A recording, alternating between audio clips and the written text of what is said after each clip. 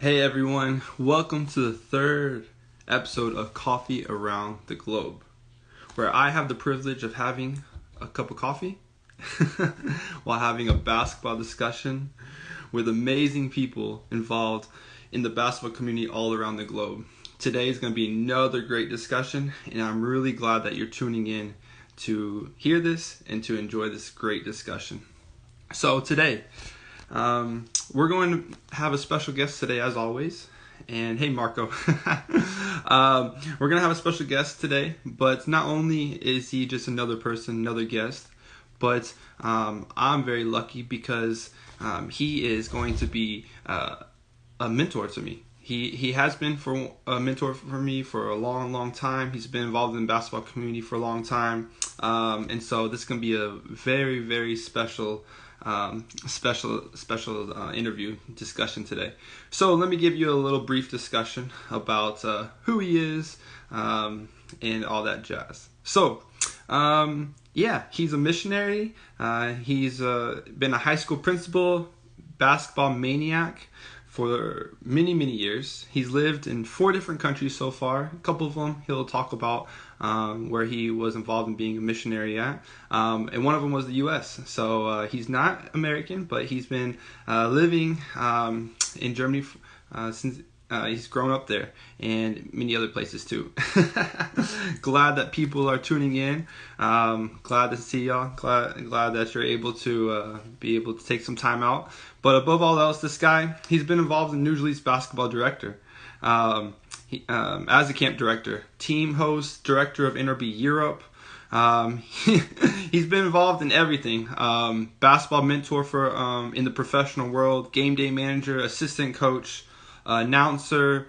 All in all, he's been, if you are in Germany, you know who this guy is. And again, like I said, he's a dear friend of mine, and I'm really glad to have him a part of this call. And so foremost, he's truly respected and a great husband and father to his family. So I'm really excited to have him on here. So let me get him on this call, and we can start this discussion. Coffee around the globe. So right now, I hope that you have your coffee and you're ready for another great discussion, as I know I am. Hello, Ollie. Hey, hi there. How are you doing today? I'm fine. It's good to see you. Yeah, same here. You have your coffee? Are you ready for a great discussion? Of course, sir. Here we are. Awesome. Well, foremost, I gave a brief introduction about you. Basketball maniac, mentor, coach, assistant coach. You've done everything. You have a few other insights that people probably don't know about you? Well, yeah, I guess. What would you like to know? Like a little bit from my history, from my past, or where I come from? Yeah, definitely. Let's start there. Let's just start, take us back to the beginning, I guess. Graduated and became a teacher, right? A principal, if I'm not mistaken, and then take us on a journey from there. Oh, yeah. Okay. Well, that took a little bit of time until I got there.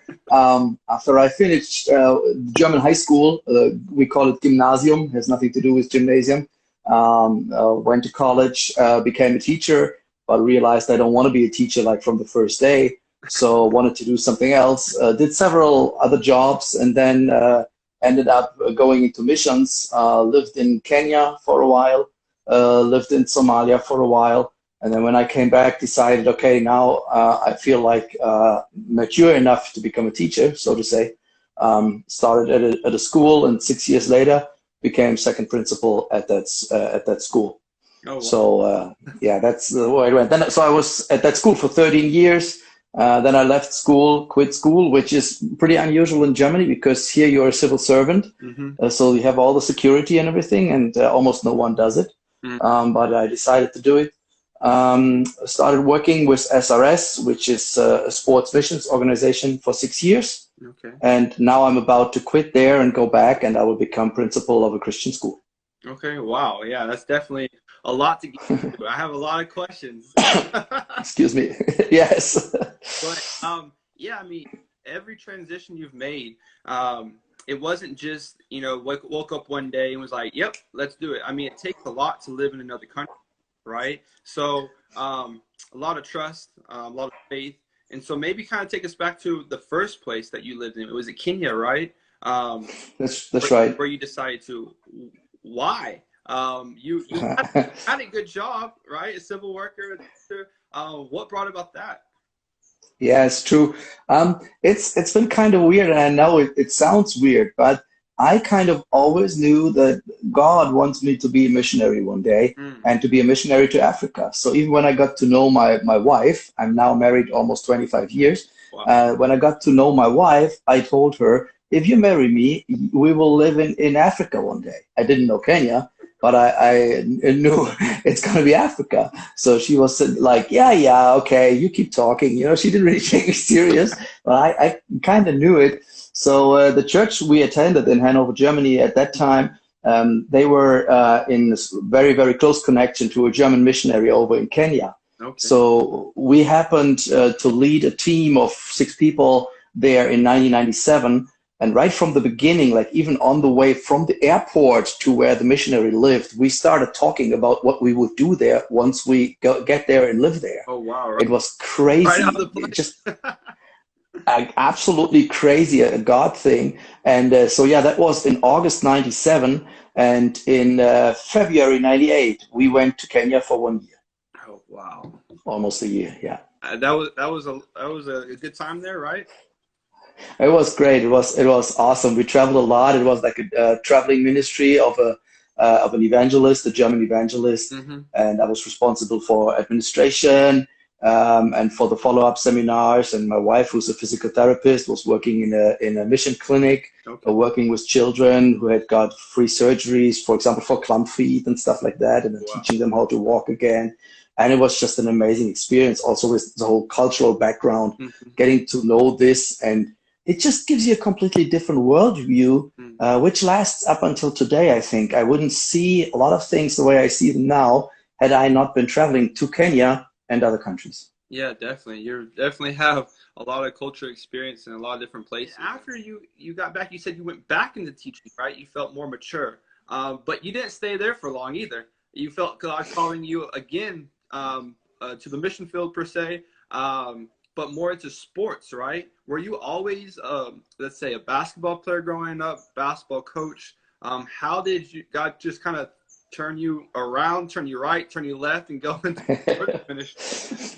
Yeah, that's right. Well, it always, like the order of all these things happening was kind of strange. So all this was kind of in between college. Here in Germany, you go to college for 3.5 years at least to become a teacher. So all of this, like Kenya and then also Somalia, was in between of college and starting to be a teacher. Okay. So only when I came back, I started to be a teacher. But anyways, basketball-wise, well, you grow up as a German child. What do you play? Soccer, obviously. So I had to play soccer, but I was bad at soccer and I didn't like soccer. I don't know why people play a game that may end 0-0, 0-0, nothing, but that's a different topic anyway. So get us started into that. So I started to try out different sports, and then one day I happened to see on TV a report, like a 45-minute report about Irvin Magic Johnson. Okay. And that was the first time I got in touch with basketball. And when I saw that, I immediately thought, I want to learn that. I want to look this way and pass that way. I want to do that too. So that's when, at the age of 13 or 14, pretty late actually, whereby in Germany it's not very late, but I started to play basketball, be involved in the sports of basketball, and joined sports clubs. As you know, here in Germany, we don't do collegiate sports. We have sports clubs that you join in the afternoon.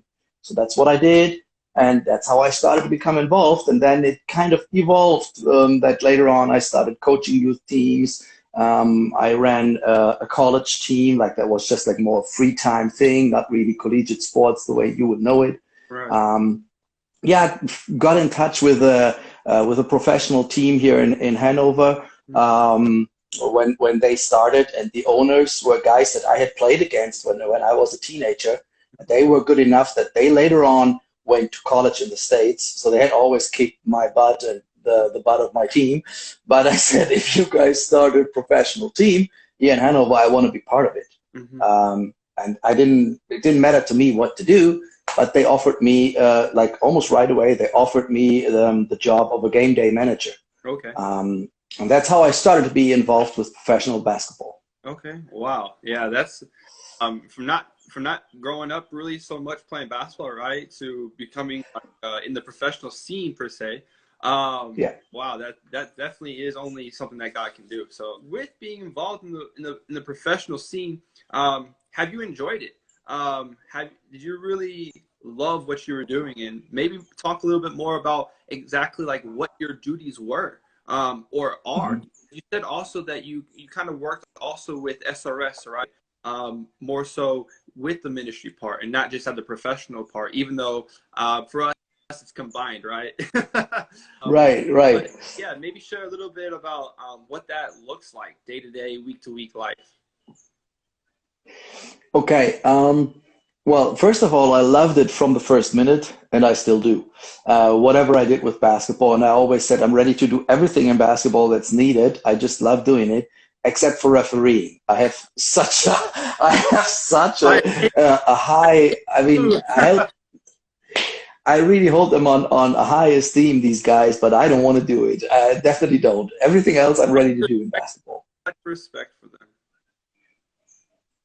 Yes. So, I was with this professional club, and after 2-3 years, which I really loved, I started asking, and I said, hey, Lord, why am I doing this?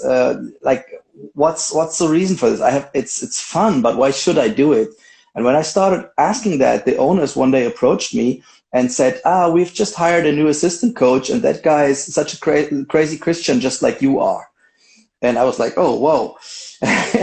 And that was when Michael May came to Hanover and started coaching Hanover, and he quickly became the head coach. The head coach was fired, so he was promoted to head coach, and we're still very, very good friends. And things changed, and a different perspective for me got into that. And then I also got more connected to SRS, which, as I said, is this German sports mission organization.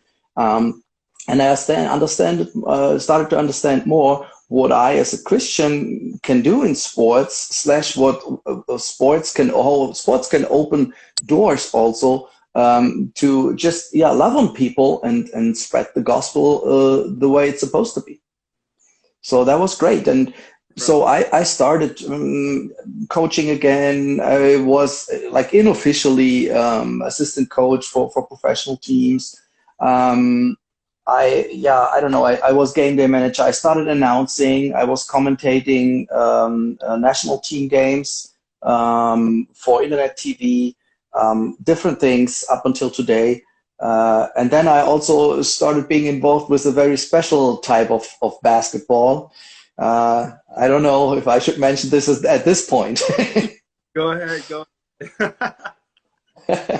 Well, in the announcement for this interview, we said that chairs play a very, very important role in my basketball life, and that's true because I also got involved with wheelchair basketball.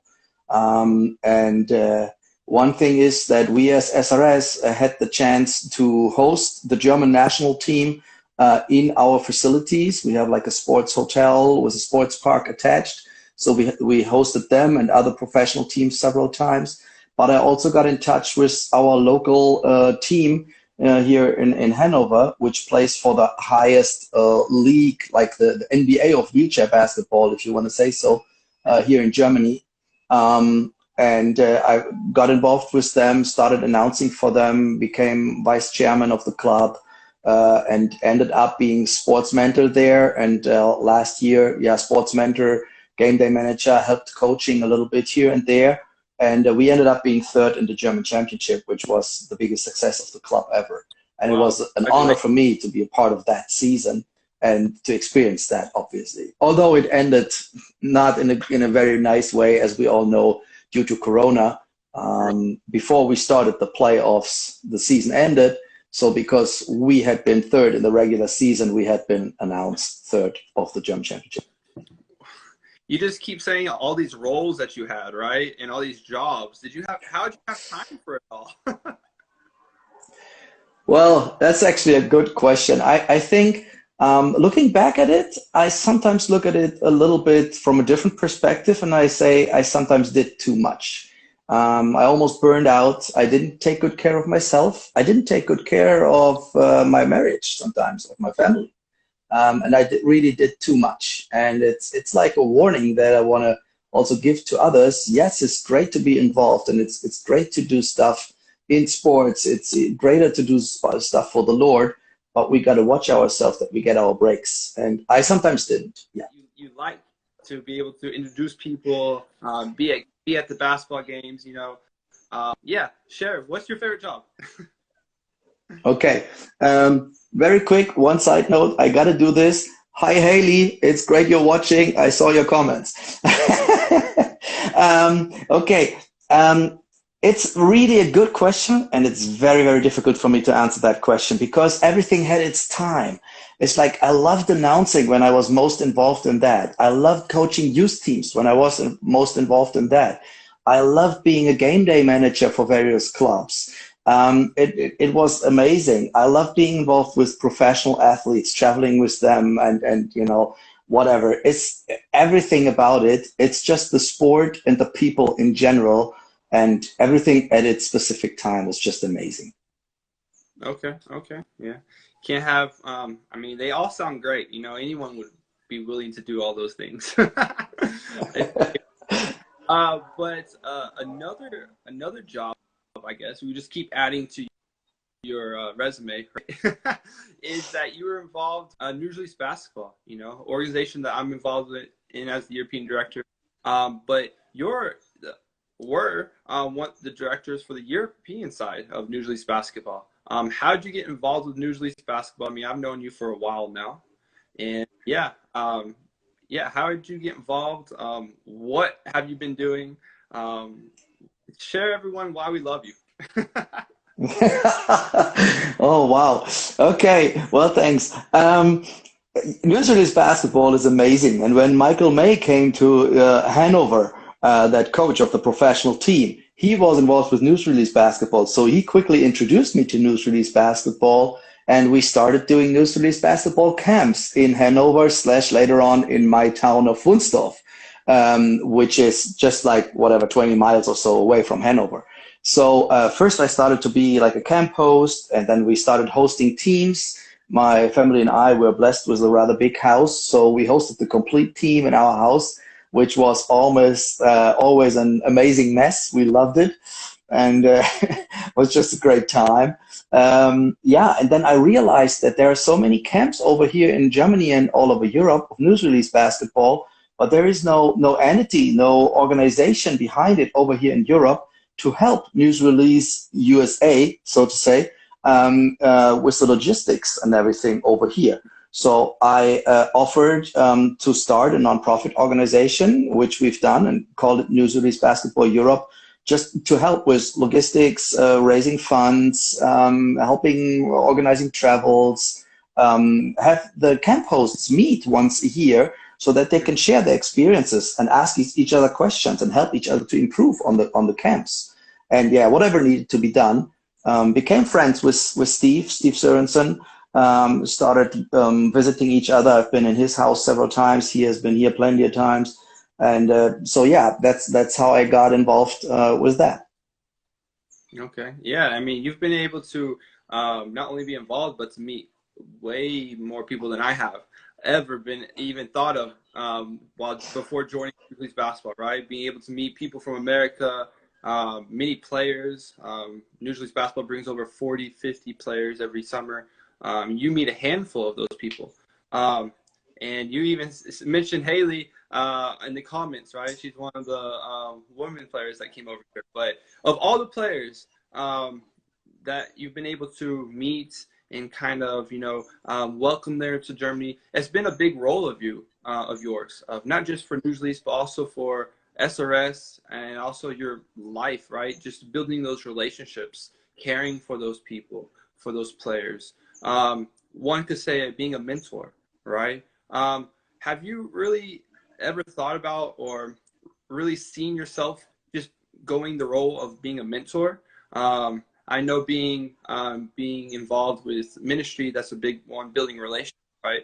But did you ever think about that growing up, that could actually be a job for you? No, I actually didn't.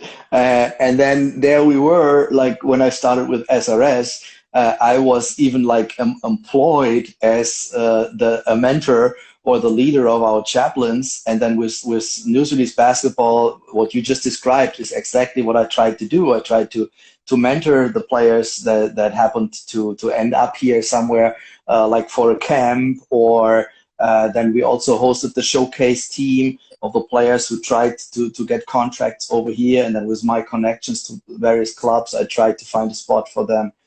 We had players living here in our house for a week or up to a year. Had people that played for the local clubs. We had a female player for a Hanover club living here for a year.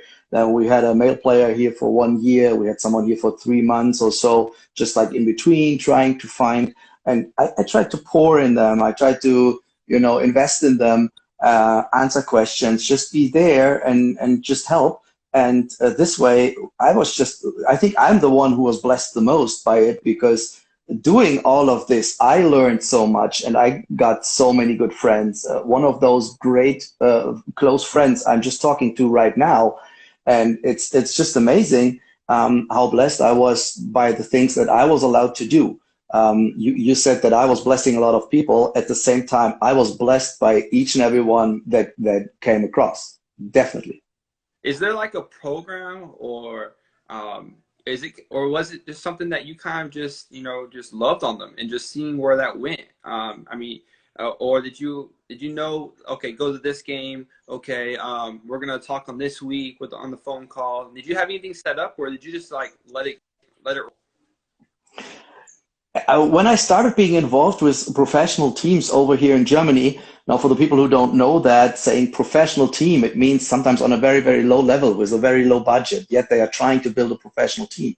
I realized that a lot of players were, I wouldn't say treated badly, but because of the lack of funds, weren't really provided well with a lot of things. So I just started to help them maybe get some furniture from someone and just get silverware or whatever, because they were sometimes even just put into an apartment.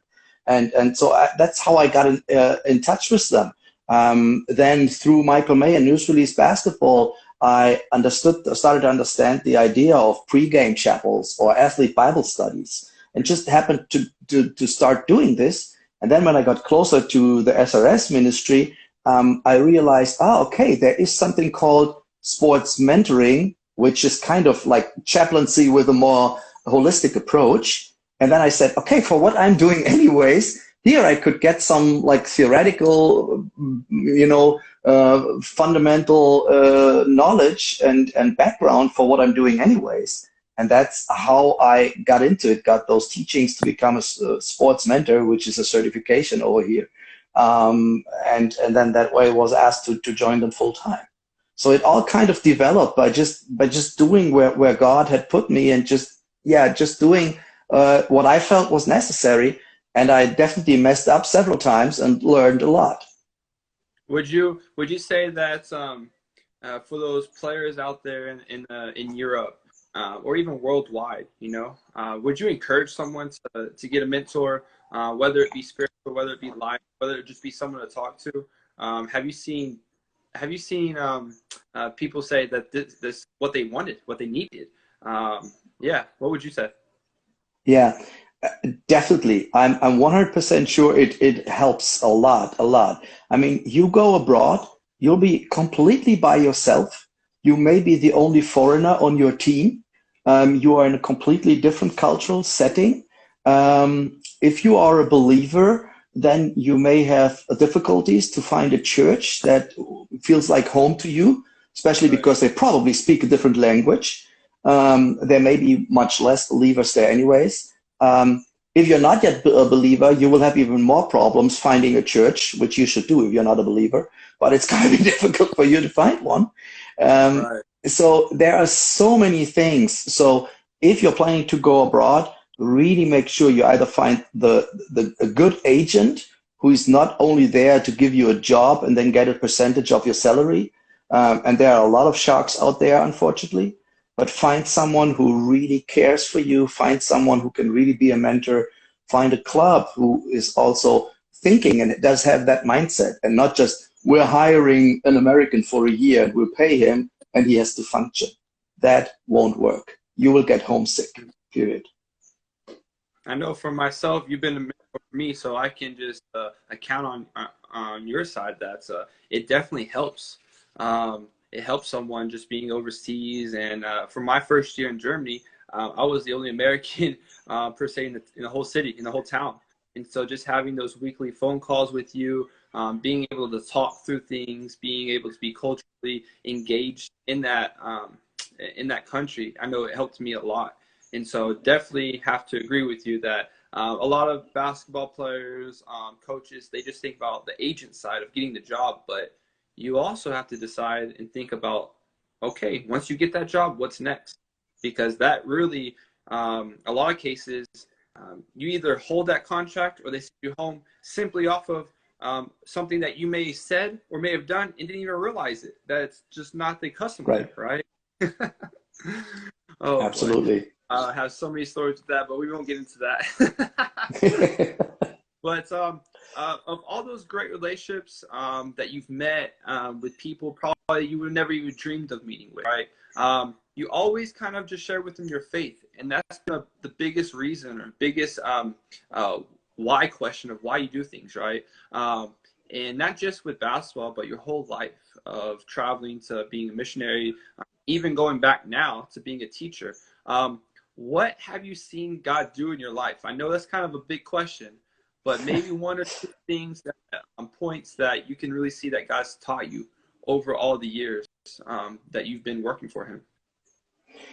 Well, let me say this. It's true. I have seen God working in my life and through my life. And if God can use such a messed up person like me, he can use each and every one of you guys out there as well. I want to say that first as an encouragement. I had no clue. So often I had no clue what I was doing.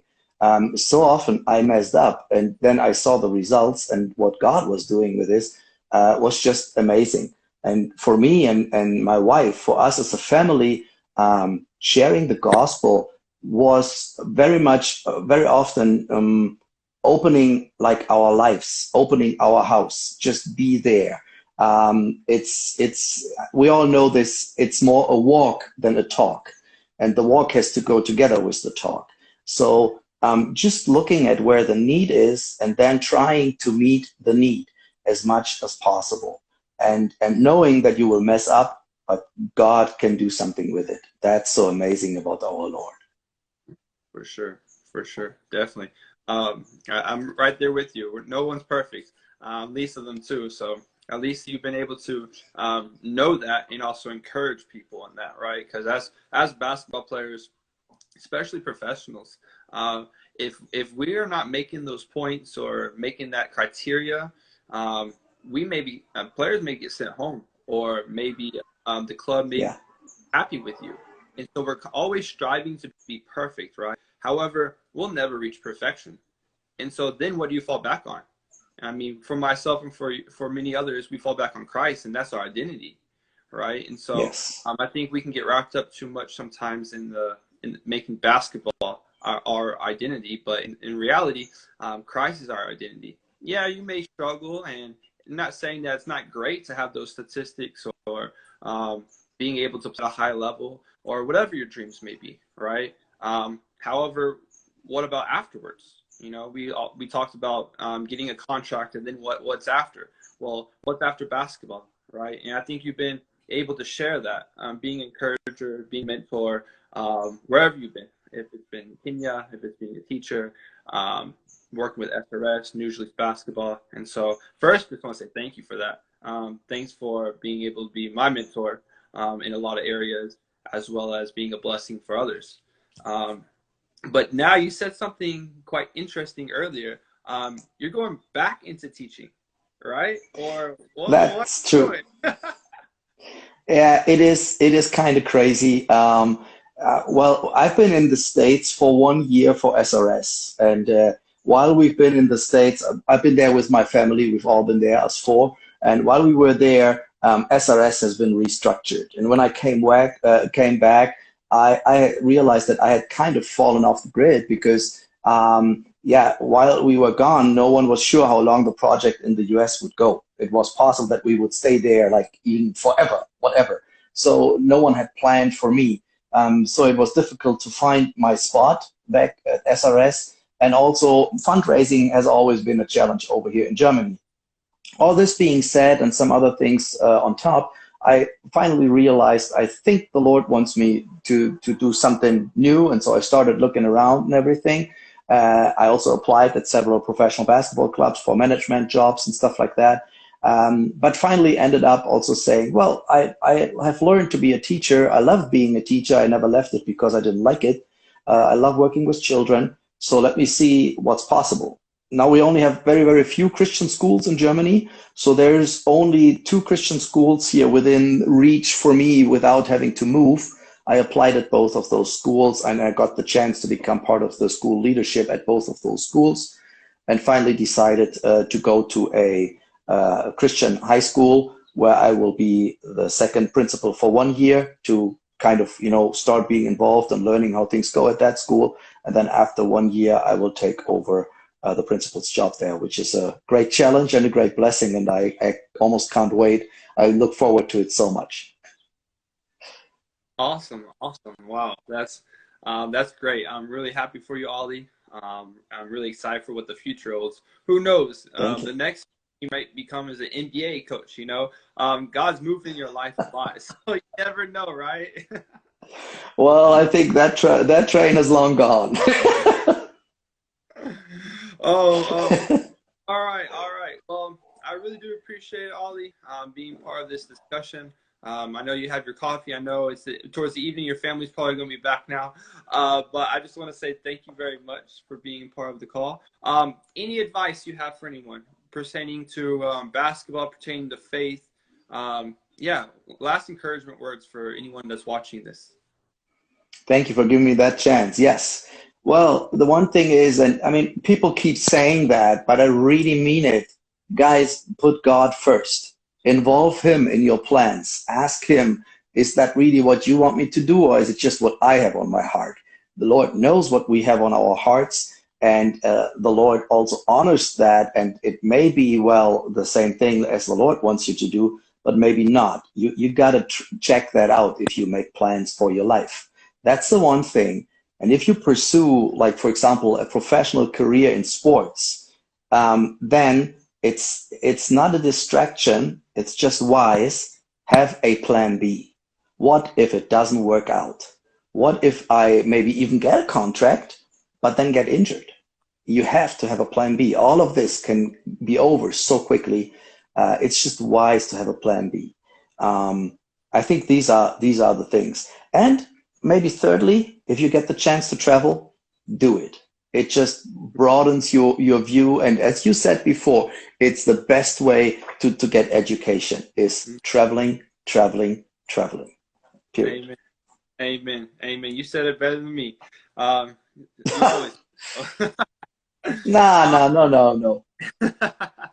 Awesome. Well, again, thanks so much. For those of you watching, we appreciate you very much as well.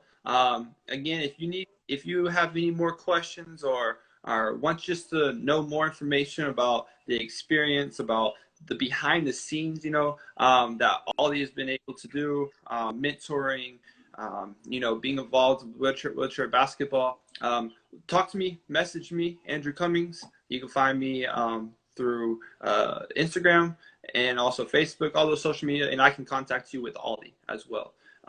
So we appreciate everyone watching. Our next show is going to be in 2 weeks, July 15th, same time, and you're not going to want to miss that discussion either. So first of all, let me pray, Ollie, for you, and then we'll go from there. All right. Can I add one more thing? Sorry, before you pray. Just to avoid misunderstandings here, you already mentioned it. It's great if someone, for whatever reason, would like to get in touch with me, you have to do it through Andrew, because I'm usually not on Instagram. I literally registered today just to make this call possible. So if you send me a message via Instagram, you will never ever get an answer, I'm afraid. So you better go through Andrew, please. I'm sorry. Great information. Thanks for sharing that. Yeah, dear God, thank you so much for allowing Ollie and myself to have another coffee discussion around the globe. Really thankful for technology for us to be able to do that, but thankful for our relationship, our friendship, for him just being able to be a mentor for me and for many others. God, just keep blessing his life as he has blessed others so much. And I'm a personal testimony to that. God bless him and his family this week, as well as for the future, and pray for him to be healthy, and also to have a great time and a great experience at his new job that he will be having soon. So God, thank you so much. In your name, amen. Amen. Thank you, Andrew. Thank you for this opportunity. Thank you, Ollie. Again, those watching, thank you so much, and we will see you soon. All right, everyone. See you, Ollie. See you soon, and see you. Bye. Bye. See you soon. Bye.